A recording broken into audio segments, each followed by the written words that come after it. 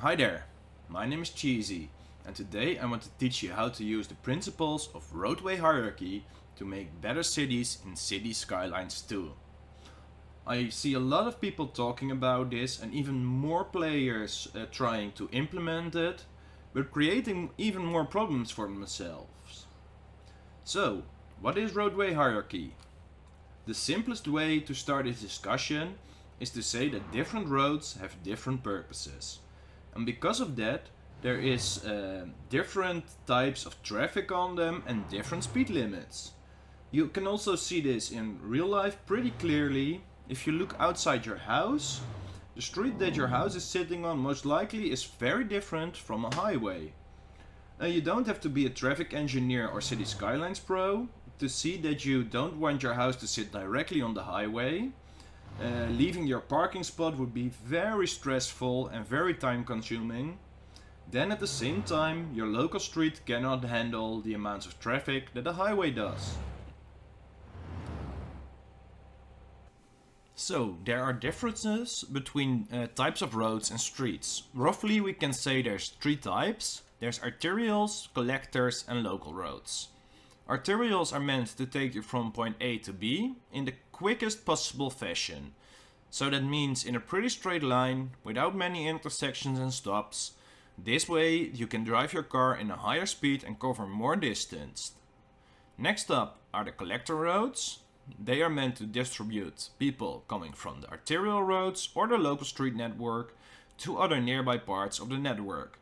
So the collector, per definition, has more connections to it than the arterial has. Because of this, there are extra connections, CQ intersections, and you won't be able to drive as fast as you would on the arterial road. And you most likely won't use this type of road to make long distances. Then we also have local roads. This is a normal street in your neighborhood that has a lot of houses, schools, parks, etc. placed directly on them. These streets are mostly used by the locals that live there and not so much by the people traveling through. And that's also very good. Just imagine if all the through traffic of a town just came running straight through your street, you wouldn't be happy about that. And now, how do we translate this to the game? I see a lot of players using different sizes of roads, and they say this type of road can only be an arterial. And just looking at the speed limits, you'd say that is true, but this doesn't have to be that way. A two-lane road can also be an arterial. The main point here is access. If it has a lot of connections to it, then I wouldn't count it as an arterial. Maybe it is a stroad, but that is a topic for a different video. In-game, we can design our road networks in such a way that we use local roads for local connections and use collector roads and arterial roads for longer distances in the city or even to the outside of the city.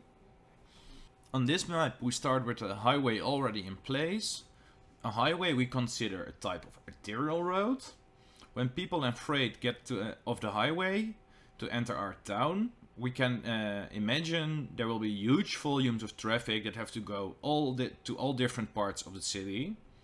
So the logical next step after leaving the highway is an arterial road. This could also be a collector, but this is mostly for smaller towns. For this video we will make it an arterial, and maybe it points directly towards the harbor here. From this arterial we have a few branches leaving in different directions. These roads still handle quite a bit of traffic, but not as much as the arterial would. These are our collectors, and again, they are meant to distribute traffic into different parts of our city. Then finally, we come down to the local streets. These will be our residential streets. Here we will place our houses, businesses, services, you name it. And from this design you can already see the benefit. Trucks coming from the busy industrial port won't drive through the neighborhood creating noise and dangerous traffic situations. No, they will be entering the arterial as soon as possible and directly leave the city without interfering too much with local traffic. But there's also a big problem with our design right now that I see most players make. Can you see it? No? No problem, let me draw it out for you. Currently, our network is designed a bit like a tree.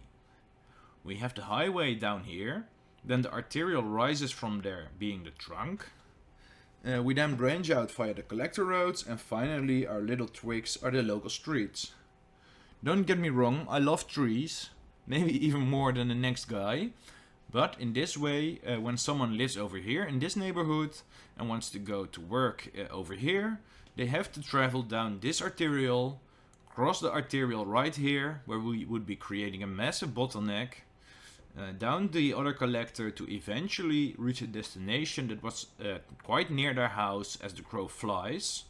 So what we need to do, we need to design our network not like a tree, but as a web. We can do this by making local connections that bypass the arterial roads and collectors, so we don't interfere with heavy traffic roads unless we actually need to use them ourselves. This means if someone is leaving the city, they are quite welcome to use the arterial road, but not if they are just moving one neighborhood over. I can make a few little bridges and underpasses, and this will allow for much more spread out and even more realistic traffic patterns. Not every bridge has to be a car road. We can also make these pedestrian connections, encouraging even more Sims to leave their cars and don't add to our traffic. I know this was quite a lot, but I hope it helped you out. You can always send me some pictures of your cities if you want to discuss them. Do you want to learn how to add public transport to the mix? Then maybe watch my previous Parmigiano video. Other than that, please, I'd like to ask you to like this video, leave a comment, maybe share it with your friends, subscribe to the channel. The channel more than doubled in size last week, and I just love to see it. It motivates me so much, you wouldn't even believe it. But with that being said, my name is Cheesy. Bye bye.